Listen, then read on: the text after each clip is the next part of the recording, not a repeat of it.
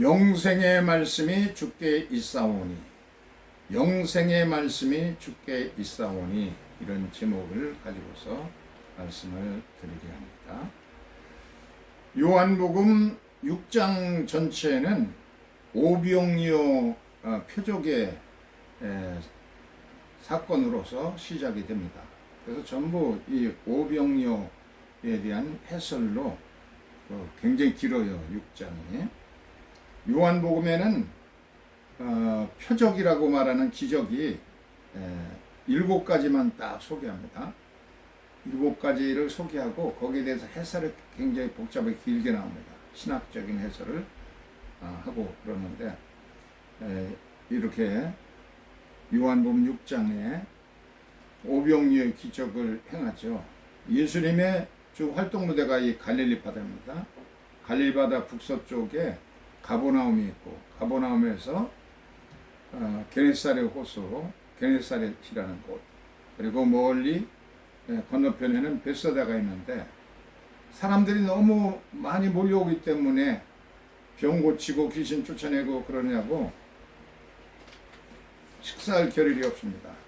그래서 건너편까지 갔는데 거기에도 또 사람들이 몰려왔습니다.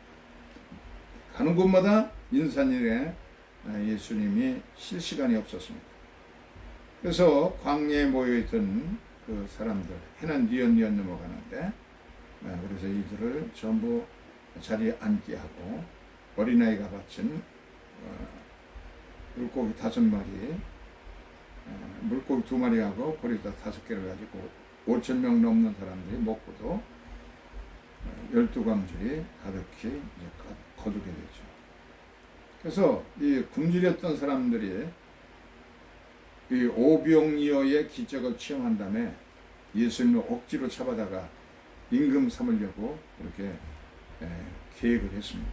예수께서 그들의 낌새를 알아채고서 산속 깊이 들어가서 숨으셨어요. 그래서 더 은밀하게, 더 깊이, 더 간절하게 오직 하나님만을 바라보면서 사람들이 인기에 영합하지 않고 그러시는 주의 모습 볼 수가 있습니다. 한밤중에 산에서 내려와서 호수 위를 걸어서 풍랑 만나서 괴로워하는 제자들이 배를 타고 가는 그런 배에 합승해서 가버나움으로 다시 돌아가셨습니다. 유대인들의 그 사고방식 속에는 바다와 강이 혼돈의 세력입니다. 바다가 야미고 강이 라할라인데 이 두 세력이 혼돈의 세력이에요. 그래서 구약에도 보면은 모세도 바다를 정복하고, 또 여호수아도 여리고로 흐르는 요단강을 말라붙게 하고, 또 엘리사도 전부 이 혼돈의 세력들을 정복합니다. 예수께서 또 바다 위로 걸었다는 얘기는 혼돈의 세력을 정복했다는 의미를 가지고 있습니다.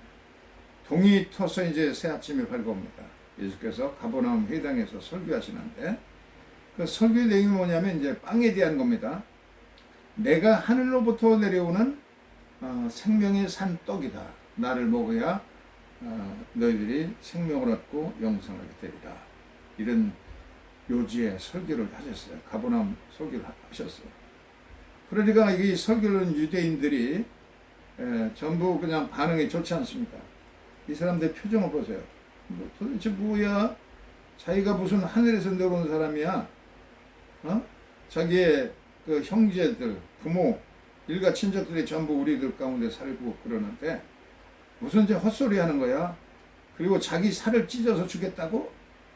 성경에 피는 마시지 마라고 그랬는데 율법을 어기는 것도 아니야? 도대체 무슨 식인종이야 뭐야? 아주 이 예수님의 설교를 두고서 그냥 사람들이 수근거리고 그러는 거예요. 심지어는 예수의 제자들도 이건 정말 어려운 건데, 유대인들에게만 어려운 게 아니라 정말 우리도 3년이나 예수님 쫓아다녔지만 참 처음 듣는 얘기야. 그러면서 예수의 말씀이 어렵다. 그러면서 많은 제자들조차도 예수께서 떠났어요. 유대인들은 먹고 배불러 가지고 왕으로 삼으려고 그러는데 예수께서 거기에 전혀 반응하지 않기 때문에 자기의 야심들, 욕구들이 전부 채워지지 않으니까 떠났고, 그리고 제자들도 예수님이 한몫 잡고 대권 잡으면 좋을 텐데 자기들도 장차관하고 좋을 텐데 그렇게 하면서 예수께서 떠났습니다. 예수님의 심중을 이해하는 사람이 없었습니다. 성경에 보면은 부자 청년이 예수님께 나왔습니다. 이 부자 청년이 예수님께 나왔는데, 근데 이 사람은 집도 의리의리하고, 그리고 숨겨놓은 보물도 많이 있었습니다.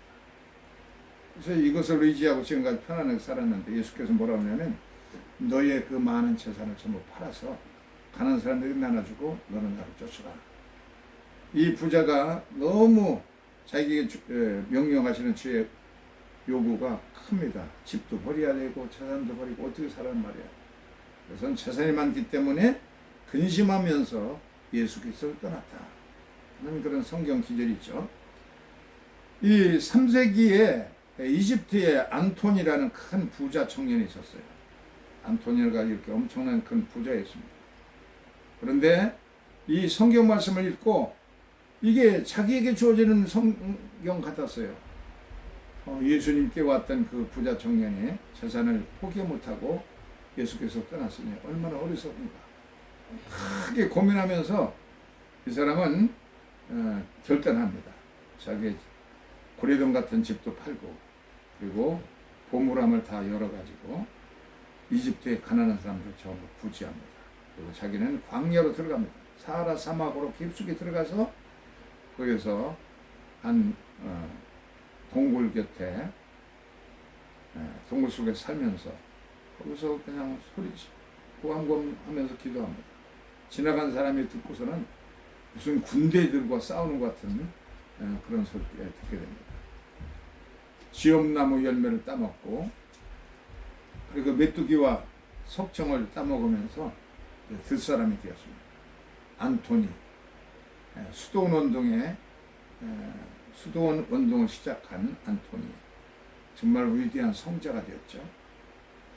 그는 세상의 어떤 것보다도 더 소중한 것이 예수라고 하는 사실을 기억하고선 모든 걸 버리고, 그리고 빈들 광야로 가서 오직 기도하면서 자기를 절제하는데 온갖 평생을 다 바쳤습니다. 이렇게 예수보다 귀한 것이 없다고 믿는 그런 사람들은 그 많은 재산도 포기하고, 예수님이 이 12 제자를 보세요. 이 사람들은 전부 자기들이 가진 것을 전부 포기하고 주를 따른 자들입니다. 그래서 예수께서 유대인들도 그 많은 무리들이, 큰 무리가 예수께 나오다가 예수의 설교를 듣고선 전부 실망해서 떠나가 버렸죠. 심지어는 예수의 제자들조차도 예수를 떠났습니다. 그러자 12를 다 바라보면서 예수께서 말했어요. 너희 12도 나를 버리고 갈 셈이냐? 그러니까 그 가운데 대표격인 베드로가 나서서 얘기했습니다. 주여, 영생의 말씀이 주께 있사온즉 우리가 네게로 가리올까? 주님을 버리고 갈 수가 없습니다. 주님에게는 생명의 말씀이 있습니다. 하고서 신앙 고백합니다. 마태, 마가, 누가 공관복음에 나오는 베드로의 신앙 고백이 있는데, 그런데 요한복음에는 베드로의 신앙 고백이 바로 여기에 나옵니다. 영생의 말씀이 주께 있사오니 우리가 네게로 가오리까. 세상에 그 무엇보다도 소중한 것이 주님이십니다. 주님께서 떠날 수 없다라고 이제 그렇게 고백하죠. 그 루터교에서는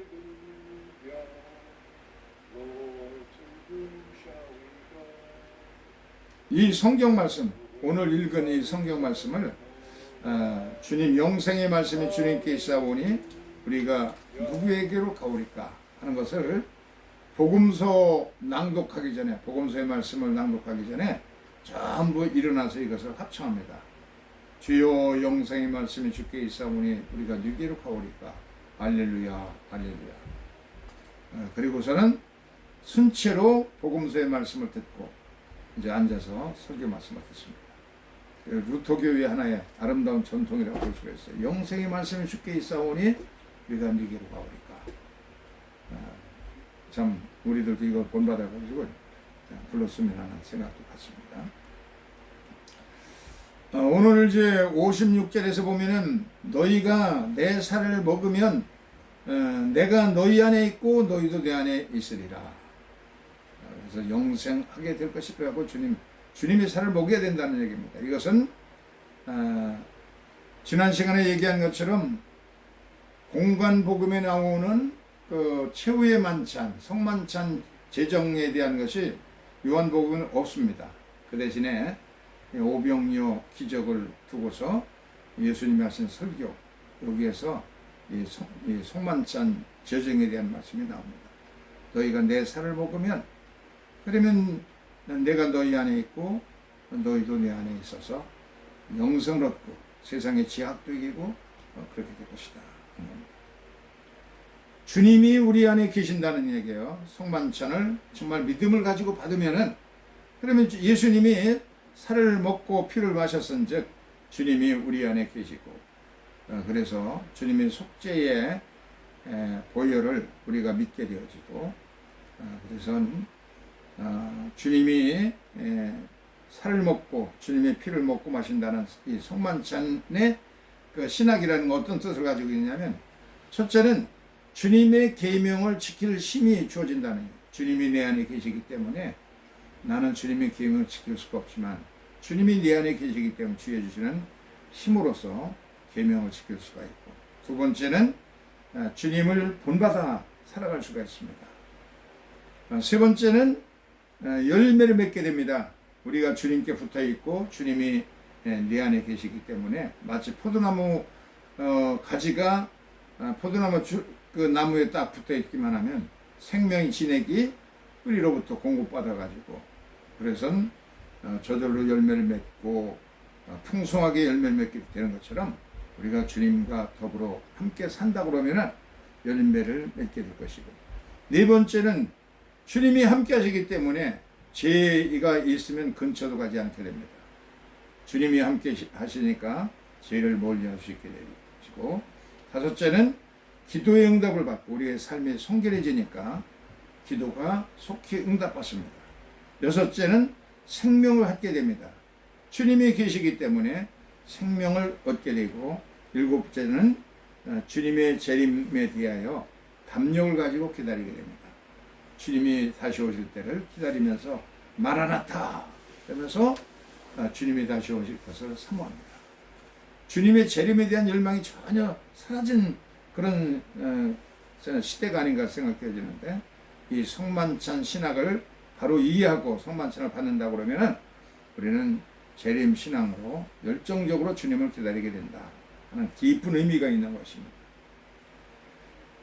바울, 예수님을 떠난 사람들도 그 의욕구에 모여들던 무리들이 예수님을 떠났죠. 유대인들을 떠나가고 예수의 제자들조차도 떠나가고, 그래서 열둘에게 너희도 나를 버리고 떠날 것이냐 그렇게 얘기했어요.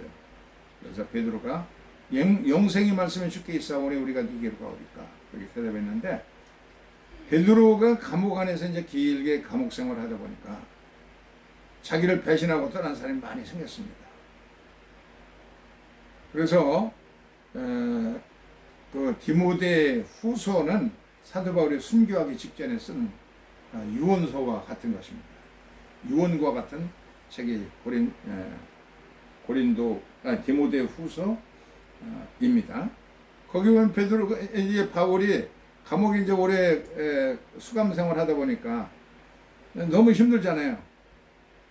바울도 언제 죽을지 모르겠고, 그러니까 하나 둘 그냥 바울 곁을 떠나서 바울이 뭐라고 얘기하냐면, 대만은 나를 버리고 데살로니가로 갔다. 감옥에서 이렇게 감옥 생활하면서 편지를 쓰면서 마지막 유언과 같은 유서와 같은 디모데 후서를 쓰는 겁니다. 거기서 그렇게 고백하는 거예요. 대만은 나를 버리고 데살로니가로 갔고 세상 향락을 찾아갔고, 부겔로와 호모게네는 나를 버리고 떠나가 버렸고, 그리고 부리장색 알렉산더는 나를 아주 그냥 밀고 해서 내가 고통을 많이 당했고, 밀정이었습니다. 몰래 교회에 위장하고서 들어와가지고서는 사도 바울을 있는 처소를 전부 낱낱이 알고 그러니까 그것을 정부 경찰당국에 고발해서 바울이 큰 손해를 입기도 했습니다. 이렇게 노골적으로 밀정 노릇하는 사람들, 아픔을 주는 사람들, 그런 사람도 생겼고, 이제 나와 함께하는 사람도 없어졌고 오직 브리스길라와 아굴라만 나를 찾아온다. 그러나 오네시브로만은 끝까지 나를 찾아와서 옥사렛나에게 여러 가지 음식도 넣어주고, 그러면서 그 먼 길을 찾아와서 위로해준 오네시브로도 있다. 고마운 사람도 있는 겁니다. 전부 그냥 부리장식 알렉산더처럼 배반하고 아픔을 주고 고통 주는 사람도 있고, 그리고 끝까지 믿음을 지키면서 사도 바울을 찾아와 보고 그러면서 믿음을 지키는 사람도 있다라고 말하고 있습니다. 예, 신앙생활은 장거리와 마라톤과 같아요. 그래서 긴 안목, 우리의 평생 달려가고 또 우리의 후손도 달려가야 될 그런 장거리 선수와 같은 것입니다. 그래서 끝까지 배신하지 않고 베드로가 얘기한 것처럼 영생의 말씀이 주께 계시오니 우리가 주님을 저버리고 어디로 가오리까? 이렇게 고백한 것처럼 우리가 바른 신앙 고백하면서 또 날마다 우리가 매주 갖는 성만찬의 의미를 깊이 되새기면서 주님과 늘 함께하는 힘으로써 성결해지고 주님의 재림을 열망하는 믿음을 잊기를 바라면서 잠시 묵상을 하겠습니다.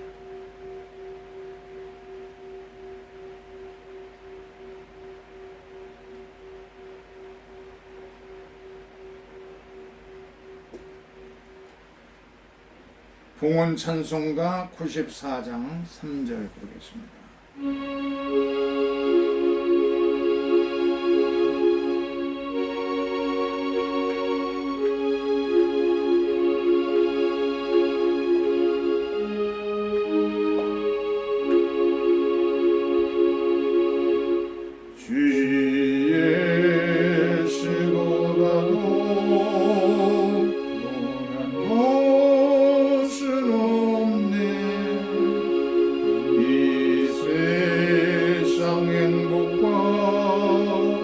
바꿀 수 없네.